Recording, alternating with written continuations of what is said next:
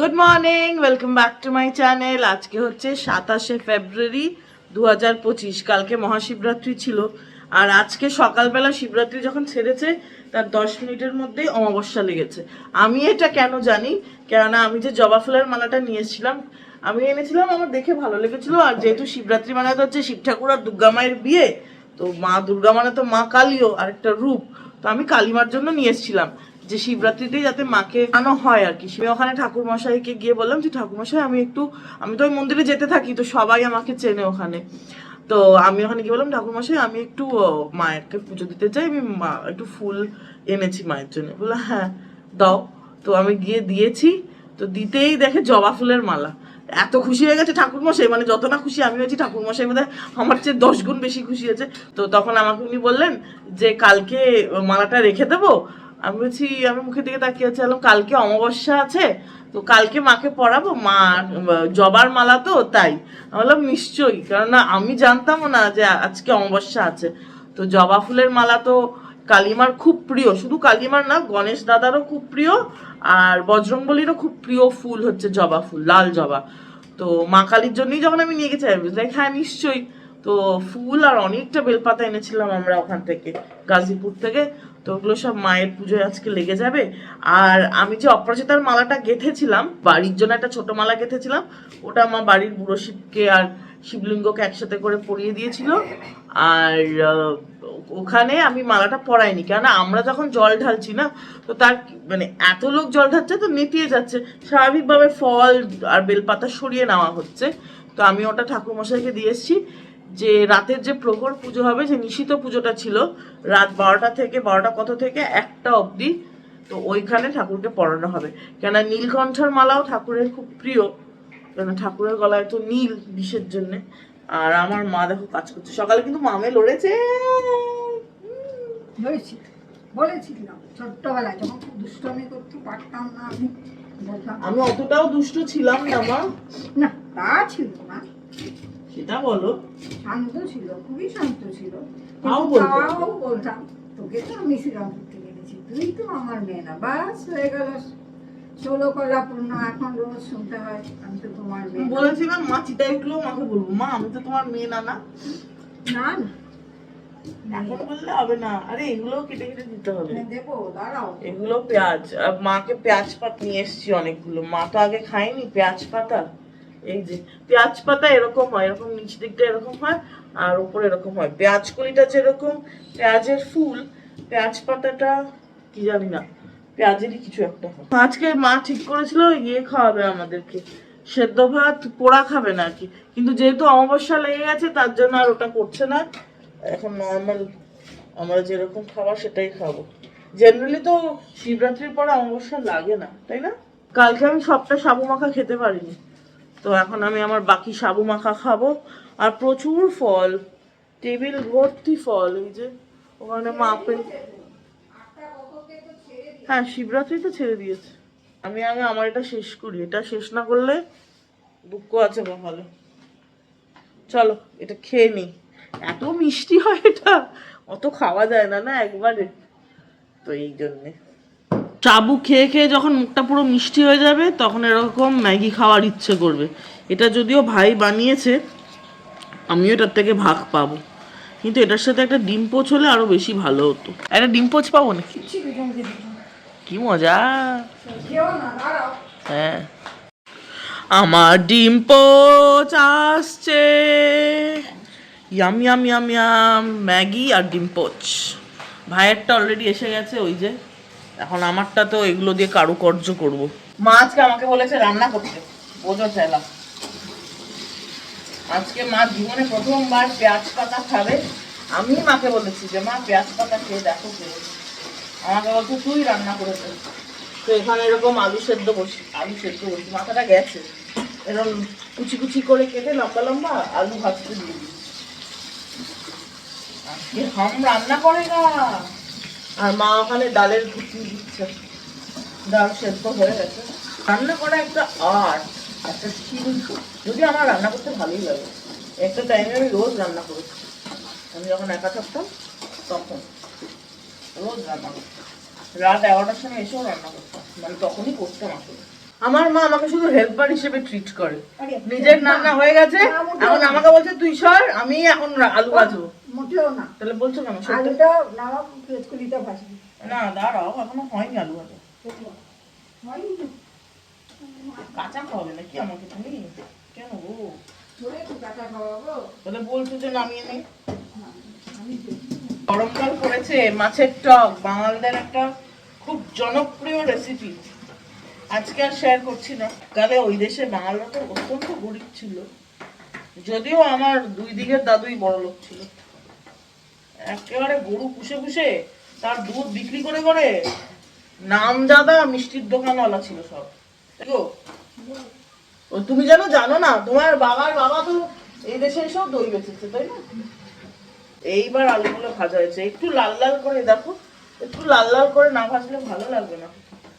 জীবন একটাই, ভালো খাবে, ভালো ঘুরবে।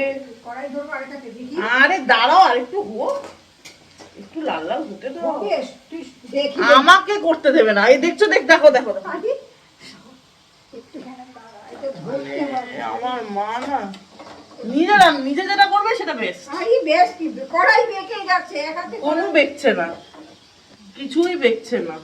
বেঁচছে না মানে? না বেচছে না। ওই যে, আলু ভাজা চলছে। হয়ে গেছে, হয়ে গেছে। আর আলুগুলো তুলে রেখে দেবে, তারপরে পেঁয়াজ পাতা দেবে। পেঁয়াজ পাতা কাটা মানে ভাপ করে দিয়ে দেবে তেলে। একটু বাদেই পুরোটা মজে আসবে। একটু নুন, একটু হলুদ আর একটা চেরা কাঁচা লঙ্কা, ব্যাস। এটা দিয়ে ভাজতে থাকতে হবে এরকম। একটু বাদেই সব মজে যাবে। মজে গেলে এই পাশের আলু ভাজাটা দিয়ে মিক্স করে দিলেই হয়ে যাবে পেঁয়াজ পাতা আর আলু ভাজা ফ্রাই। না দেখে উনি নিজে নিজে রান্না করেছেন। হ্যাঁ, কেন? করে ফেলেছি। এখন নামাবো। হয়ে গেছে না? পেঁয়াজ কলি ভাজাটা একটু হয়ে গেলে আলুটা মিক্স করে দিয়ে, হ্যাঁ হয়ে গেছে। হয়ে গেছে। এবার নামিয়ে ফেলো। ভাতের সাথে প্রথম খাবে, খেয়ে বলবে কেমন, ঠিক আছে? হ্যাঁ, বাতো বলবো। ঘড়িতে বাজে 1:15। আমি আবার টোটো করতে এখানে এসেছি। আমার মা কি করছে দেখো, দেখো। দেখো, আমাকে বাসন মাজতে দেবে না। দাও না মা, আমাকে তো বাসন মাজ, আমি ভালো মাজি না বাসন, তাহলে দাও। হাত নষ্ট হয়ে যাবে। বাবা, আর তোমার হাত? আমি তো আমারও হাত এরকম, নষ্ট কিছুই হয় না। তারপরে হ্যান্ড ক্রিম মেখে দিলে সব এক। দাও না। হয়ে গেল। ঘষে খা। এখানে ভাত বসিয়ে দিয়েছে এই যে, আর এখানে কিছু আলু সেদ্ধ করেছে। কেন কে জানে?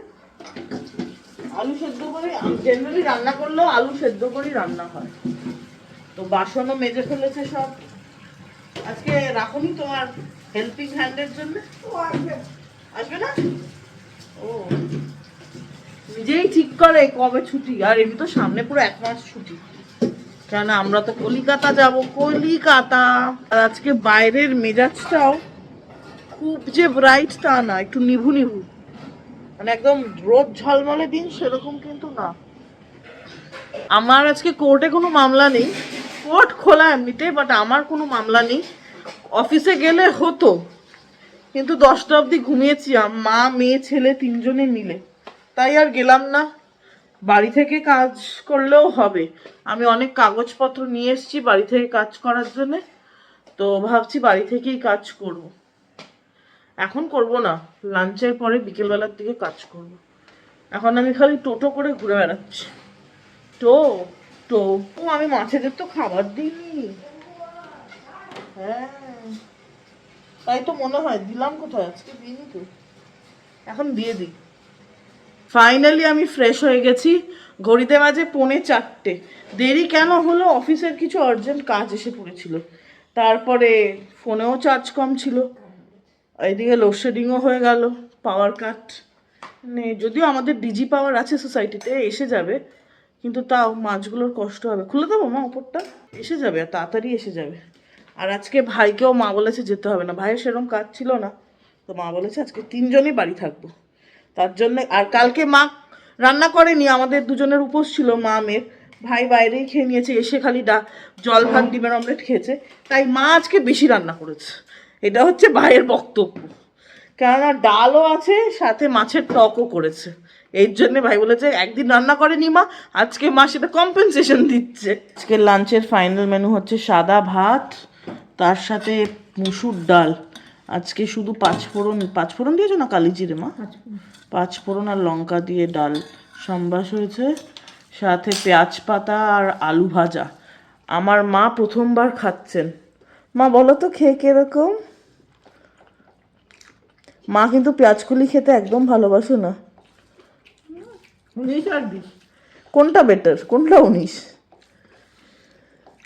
এটা একটু বেটার, এটা একটু গচা গচা। হ্যাঁ, তাহলে এটা তাও ভালো লাগে বলো খেতে। আর এটা আছে বললামই, গরম পড়ছে আস্তে আস্তে, বাঙালদের ফেমাস মাছের টক। এই রেসিপিটা শেয়ার করব ভেবেছিলাম, আমার মা বেজায় ভুলে গেছে, সব রান্না করে আমাকে বলছে আমার সব রান্না হয়ে গেছে, পরে আরেকদিন শেয়ার করে দেবো।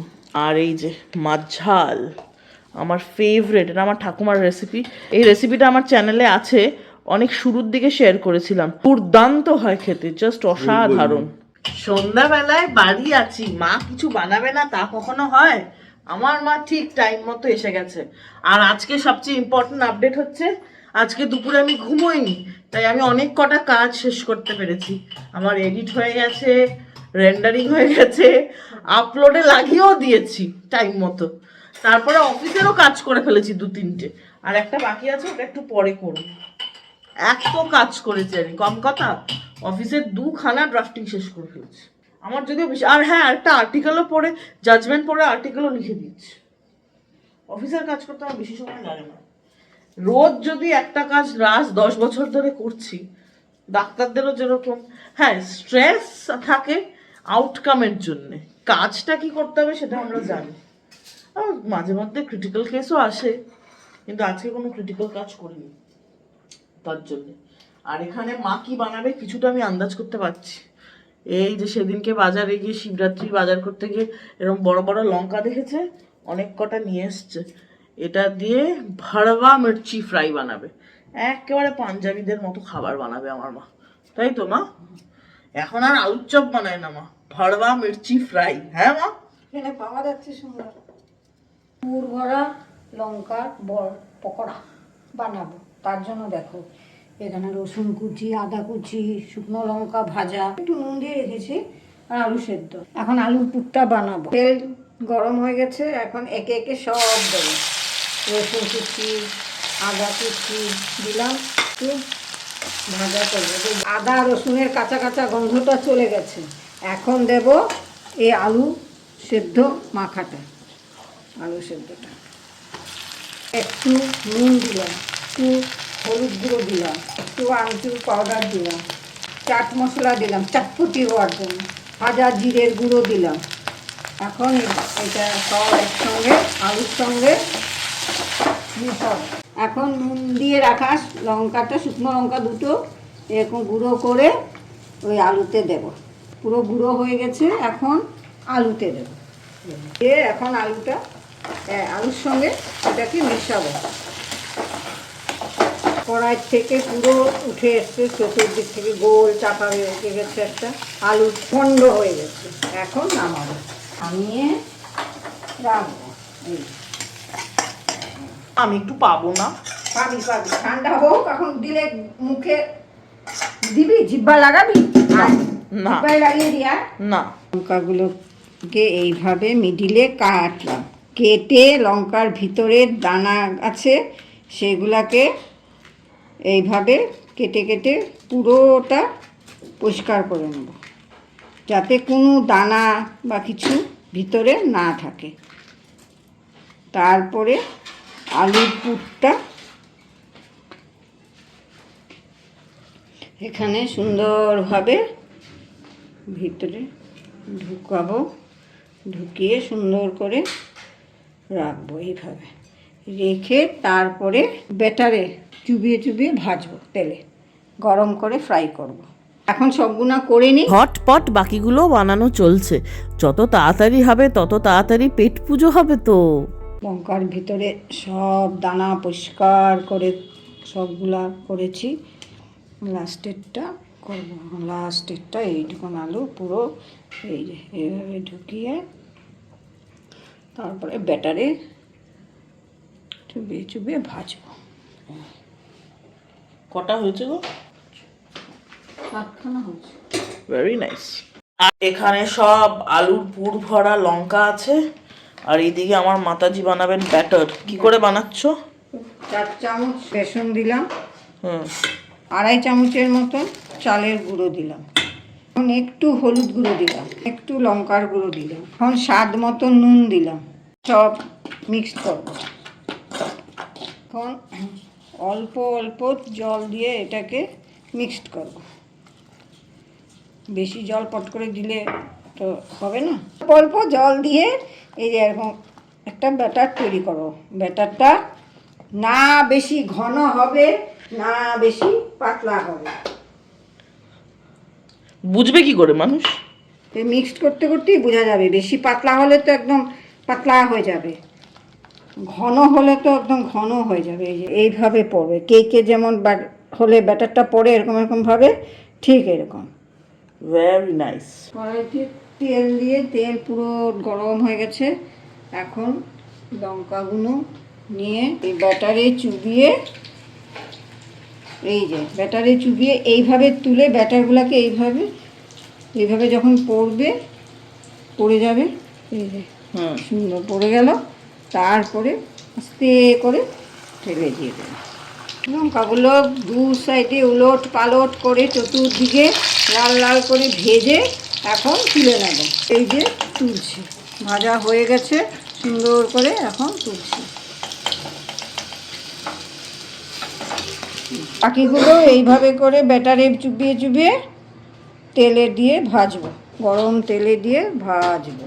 এই মা দিয়ে দিয়েছে সব কটা ভেজে। এখানে আমি এখানে সস সাজিয়ে নিয়েছি। এটা হচ্ছে চিলি সস, রেড আর গ্রিন, আর এটা হচ্ছে tomato sauce, hot and sweet. এবার খেয়ে দেখা যাক এগুলো কিরকম হয়েছে। সাইজ তো একেবারে খাসা। ঘরের ওইদিকের লাইটটা খারাপ হয়ে গেছে না, এখন এসে ঠিক করাবো, এখন আর ঠিক হবে না। খেয়ে দেখি কিরকম সসে চুবিয়ে। আমি তো আবার ঝাল সস খেতে বেশি ভালোবাসি। চলো দেওয়া যাক কামড়। হেভি ক্রিস্পি হয়েছে, আর লঙ্কাটাও পুরো সেদ্ধ হয়ে গেছে। আর যেহেতু বাড়িতে বানানো, একদম ভরপুর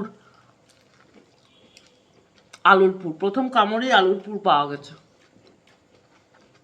রাজস্থানের মির্চি বড়া কিন্তু এটা, এটা ভরবা মির্চি না। আমি ভরবা মির্চি বলেছিলাম, ভাই বললো যে না এটা ভরবা মির্চি না, এটা মির্চি পকোড়া, যেটা স্পেশালিটি হচ্ছে রাজস্থানের পেঁয়াজ কি কচৌরির মতো। যদিও আমার কলেজ গুজরাটে ছিল, রাজস্থান থেকে আমার প্রচুর বন্ধু বান্ধব। আমার রুমমেট রাজস্থান যোধপুরের মেয়ে, আমি ওর সাথে বহুবার যোধপুর জয়পুর বেড়াতে গেছি কলেজ টাইম থেকেই, তারপরে কাজের সূত্র তো আরও গেছি। আমি কিন্তু ডিউরিং মাই কলেজ ইয়ার্স 5 বছর কখনো মির্চি পকোড়া খাইনি, পেঁয়াজ কি কচুরিতেই মেতে থাকতাম। তখন বাড়িতেই এনজয় করছি। একদম জম্পেশ। ওমা খুব ভালো হয়েছে খেতে। ভালো ভালো। ভালো। তুমি কার থেকে শিখেছো গো এটা? কার থেকে না, আবার কি? কার থেকে না, এমনি এমনি ভালো খেতে। তোমার চা কই? চা চা খাবে না, খালি চা খাচ্ছ? আমরা ছোটবেলায় আমার মা আলু ঢুকাতো না, অর্ধেক করে বেসনে ভেজে দিত। কারণ তোমরা বলছো আলু ঢুকাতে, তোমরাই দিয়েছো আইডিয়া। ব্যাপক। খাওয়া দাওয়া হয়ে গেছে, সব বাসনও পরিষ্কার করে দিয়েছি। সিঙ্ক একেবারে স্পিক অ্যান্ড স্প্যান সব বাইরে দিয়ে দিয়েছি। ঘড়িতে বাজে এখন 8:10। এখন করব চিল। ও দরজাটা লাগাতে হবে, তাও ঠিক। দরজাটা লাগিয়ে তারপর যাবো চিল করতে। তাহলে চলো আমি চিল করতে যাই। আর আজকের ভিডিওটাও এখানেই শেষ করছি, তার কারণ এরপরে আর সেরকম কিছুই নেই তোমাদের সাথে শেয়ার করার মতো। রাতে যখন খিদে পাবে তখন দেখবো কি খাওয়া হয়, আর না হলে না খেয়েও ঘুমোতে পারি। কেননা মির্চি পকোড়াগুলো যথেষ্ট হেভি তো। আর আমি দুটো, ভাই দুটো, মা দুটো করে খেয়েছি, আর একটা এক্সট্রা ছিল যেটা আমি আর ভাই হাফ হাফ খেলাম। সো টেকনিক্যালি 2.5 খেয়েছি। তো এখন আর পেটে কোনো জায়গা নেই। যাই না, পরবর্তীকালেও 11টার সময় খিদে পেলেও কিছু না, মনে হয় না পাবে। তো চলো আজকের ভিডিওটা এখানেই শেষ করছি। যদি ভালো লাগে তাহলে অবশ্যই করে লাইক করো, আর চ্যানেলটা সাবস্ক্রাইব করো। আর দেখা হচ্ছে খুব শিগগিরই একটা নতুন দিনে একটা ইন্টারেস্টিং ব্লগের সাথে। ততক্ষণ তোমরা সবাই খুব ভালো থেকো, নিজের শারীরিক এবং মানসিক স্বাস্থ্যের দুটোরই খুব ভালো যত্ন আর খেয়াল নিও। আজ এতটাই, গুড নাইট, বাই।